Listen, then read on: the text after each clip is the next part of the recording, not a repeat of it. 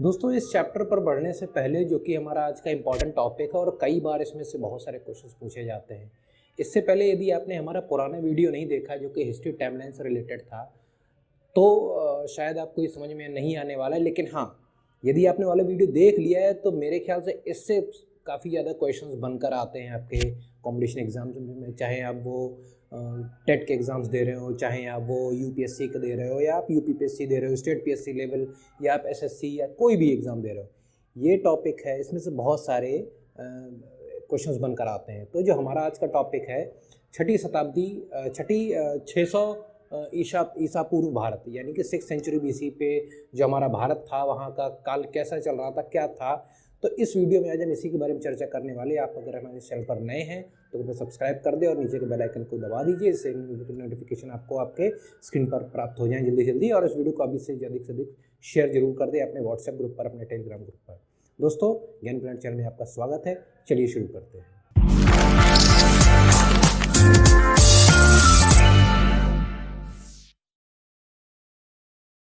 दोस्तों छठी ईसा पूर्व भारत, यहाँ पर मैं कुछ लिखना भूल गया हूँ। यहाँ पर आपको लिखना है छठी शताब्दी ईसा पूर्व भारत। मैंने इसको इंग्लिश में लिखा है 6th सेंचुरी बीसी, यानी कि छठी शताब्दी। आप यहाँ पर इसको शताब्दी जरूर लिख लीजिएगा, ठीक है। अब जब हम लोग शताब्दी की बात कर रहे हैं, पिछले टाइमलाइन में आपको समझाया था मैंने कि जो हमारा रेफरेंस पॉइंट था, यानी कि जो जीसस क्राइस्ट का बर्थ रेफरेंस पॉइंट था 0 to 1 ईयर, उससे पीछे मैंने बात करी है बीसी की, बिफोर क्राइस्ट। तो पीछे कितना पीछे, जब हम काफ़ी पीछे चलते हैं तो हमारा जो ऋग्वैदिक पीरियड आता है, तो ऋग्वैदिक या ऋग्वैदिक काल आप जिसको कहते हैं, तो वो हमारा 1500 बीसी से स्टार्ट होता है। बहुत आप पीछे जा रहे हैं, काफ़ी पीछे चले आए आप, इस रेफरेंस पॉइंट से भी 1500 साल पीछे चले आए और 1500 बीसी में ऋग्वैदिक पीरियड का आगमन हुआ था। इससे पहले की स्टोरी में अभी आपको इस वीडियो में नहीं बताने वाला हूँ, उसके लिए मैं सेपरेट वीडियो बनाऊंगा। तो 1500 बीसी से आगे आते आते आते आते आगे काफ़ी आगे आ गए और 1000 बीसी जब आ गया, 1500 बीसी से 500 साल जब गुजर गए, तो इतना लंबा आपका ऋग्वैदिक पीरियड रहा, जिसमें ऋग्वैदिक आर्यों की संस्कृति और उनका किस प्रकार से उत्थान और पतन हुआ उसको इस विषय में इसमें देखा गया। और इस ऋग्वैदिक काल के बाद जो उत्तर ऋग्वैदिक काल, इंग्लिश में इसको पोस्ट ऋग्वैदिक पीरियड बोला जाता है, जो कि 1000 बीसी से स्टार्ट हुआ और लगभग 600 बीसी तक आया। 1000 से 400 साल और आगे आ गया और 600 तब तक चला जब तक आपके 600 बीसी नहीं हो गए।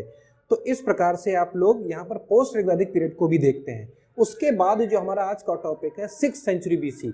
अब 600 बीसी के बाद जो सेंचुरी चल रही थी, तो इस रेफरेंस पॉइंट से लगभग 600 सालों तक कैसा शासन काल रहा, किन किन राजाओं ने किस किस प्रकार से शासन किया, किनके कौन पुत्र थे, ये 6th सेंचुरी बीसी में हम लोग डिस्कशन इसका करेंगे। दोस्तों उस समय काफ़ी आर्यों का आक्रमण हो चुका था, सारी संस्कृतियां उत्थान और पतन के काल से गुजर रही थी। आर्यों की संस्कृति के बाद जो हमारी संस्कृति का उदय हुआ है, तो उस समय जो अंगुत्तर निकाय, जो बौद्ध धर्म का अंगुत्तर निकाय है, उसमें 16 महाजनपदों की चर्चा की। इसको ऋग्वैदिक में भी कहीं ना कहीं इसको डाला गया था, लेकिन जो 6th सेंचुरी बीसी का जो मेन निकाय आता है, एक बुक है यहाँ पर, उनके अंगुत्तर निकाय में 16 महाजनपदों का उल्लेख किया गया है। 16 महाजनपद मैं आपको स्क्रीन पर अभी दिखा दूंगा, आप उसमें से देख लीजिएगा, स्क्रीनशॉट जरूर लेते रहिएगा जो भी इंपॉर्टेंट टॉपिक आपको इसमें से लगे, हालांकि काफ़ी सभी कुछ इंपॉर्टेंट है। अब स्टोरी को आप देखते रहिएगा। 16 महाजनपदों में काफ़ी बड़े बड़े जनपद थे, काफ़ी छोटे जनपद भी थे, लेकिन इतने छोटे भी नहीं। अगर वो छोटे होते तो उनको महाजनपद का नाम नहीं दिया जाता। 16 महाजनपद बनाए गए थे 600 ईसा पूर्व। अगर हम आज के सेंस में बात करें, लगभग आज से 2600 साल पहले, 2020 आज चल रहा है, 2020 से ईसा पूर्व हम लोग आएंगे 0 to 1, तो 2000 साल ये हो गए और लगभग 600 साल पीछे, तो 2600 साल पहले की आज से बात हो रही है। या हम बात करें ईसा से 600 वर्ष पूर्व की बात हो रही है। तो 16 महाजनपदों का किस निकाय में वर्णन किया गया है? ध्यान रखिएगा, क्वेश्चन बहुत बार आ चुका है, अंगुत्तर निकाय में इसका वर्णन किया गया है। इसको आप अपनी नोट्स कॉपी में लिखते भी चलेंगे। तो जो हमारे बहुत ही जिस पे क्वेश्चंस बनते हैं कि ऐसा कौन सा महाजनपद था जो दक्षिण भारत का एकमात्र महाजनपद बनाया गया था। दक्षिण भारत, आपने भारत देखा होगा, भारत का जो दक्षिण पार्ट है, ये दक्षिण पार्ट है, यहाँ पर एक महाजनपद था जिसको अश्मक, इसको बोला गया अश्मक। ये दक्षिण भारत का एकमात्र अकेला महाजनपद था। बाद बाकी सारे महाजनपद इस जगह यहाँ पर काबुल का अंदर, काफी हमारा भारत ब्रह्मवर्त, आर्यवर्त भारतवर्ष था, बहुत बड़ा भारत था। तो अभी हम लोग भारत के दक्षिण की बात कर रहे हैं। इन 16 महाजनपदों में जिनका उल्लेख अंगुत्तर निकाय में किया गया है, उसमें सबसे इंपॉर्टेंट जो महाजनपद जो कि केवल एकमात्र दक्षिण भारत का था, उसका नाम था अश्मक। क्या नाम था उसका? अश्मक। उसके बाद हमारे एक और महाजनपद काफी पूछा जाता है कि वज्जी। एक क्वेश्चन इस प्रकार से बनकर आता है कि भारत विश्व का प्रथम गणराज्य कौन सा है? तो विश्व का प्रथम गणराज्य लिच्छवी गणराज्य है, लिच्छवी गणराज्य। और वो लिच्छवी गणराज्य किसके अंतर्गत आता है? उत्तरी बिहार, वैशाली। वैशाली किसकी राजधानी है? उस समय वज्जी महाजनपद था, उसकी राजधानी थी वैशाली, जो कि उत्तरी बिहार है। और उसका जो लिच्छवी गणराज्य था, विश्व का सबसे पहला गणराज्य था। क्वेश्चन आ चुका है आईएएस के 2016 में, 2014 में भी इस प्रकार से क्वेश्चंस आ चुके हैं। तो लिच्छवी गणराज्य का क्वेश्चंस बहुत आते हैं, ध्यान दीजिएगा, नोट करते चलिए। फिर एक और बहुत ही इंपॉर्टेंट जो नाम आपने सुना होगा, मगध। खूब आपने नाम सुना है। मगध जो आपका महाजनपद था वो सबसे इंपॉर्टेंट इसलिए बन गया क्योंकि अधिकतर जो आपने भारतवर्ष का जो उदय देखा, मगध ने पूरे भारत को एक छत्र शासन के अंदर लाके खड़ा कर दिया था। इसलिए हम लोग मगध को सबसे ज्यादा वर्चस्व की संज्ञा देते हैं। तो मगध उस समय उसकी राजधानी राजगृह थी। बहुत ही इंपॉर्टेंट है, राजधानी याद रखिएगा। पूछा जाता है कि 16 महाजनपदों जिन पे अंगुत्तर निकाय में जिनको उल्लेखित किया गया है, उस समय जो 16 महाजनपद में एक मगध था, उस समय उसकी राजधानी क्या थी? राजगृह। इसका दूसरा नाम भी कहा जाता है, इसको बोलते हैं गिरिब्रज। तो दो नामों से बुलाया जाएगा, राजगृह। मैं अभी जब आगे वीडियो बनाऊंगा उसमें बताऊंगा। राजगृह एक बहुत ही इंपॉर्टेंट केंद्र था जहां पर संगीत हुई थी। क्या होता है वो मैं अगले वीडियो में बताऊंगा। इसका दूसरा नाम है गिरिब्रज। तो ध्यान रखिएगा, मैंने आपको अभी केवल 3 बताए हैं। मैं आपको इसी वीडियो में एक स्क्रीनशॉट में 16 महाजनपद दिखा दूंगा, आप उसका स्क्रीनशॉट ले लीजिएगा। तो मगध बहुत ही इंपॉर्टेंट है, जिसकी राजधानी राजगृह थी और दूसरा नाम उसका गिरिब्रज, राजगृह का दूसरा नाम गिरिब्रज था। अब मगध की जब हम बात करते हैं तो मगध का जो काल था काफी लंबा काल था। उस लंबे काल में कई वंश हुए, कई प्रकार के वंश आए। दोस्तों हमारा वीडियो काफी लंबा होने वाला है, इसलिए मैंने इस वीडियो को पार्ट 1 और पार्ट 2 में डिवाइड कर रखा है। तो आप इस पार्ट 1 को देखने के बाद पार्ट 2 देखना बिल्कुल ना भूलें। ये दोनों वीडियो देखने के बाद आपको 6ठी शताब्दी ईसा पूर्व और इनसे रिलेटेड पूरी स्टोरी आपको समझ में आ जाएगी। ध्यान दीजिए, इतिहास रटने का नाम नहीं है, इतिहास स्टेप वाइज समझने का नाम है। स्टोरी देखिए, आपको इतिहास समझ में आ जाएगा।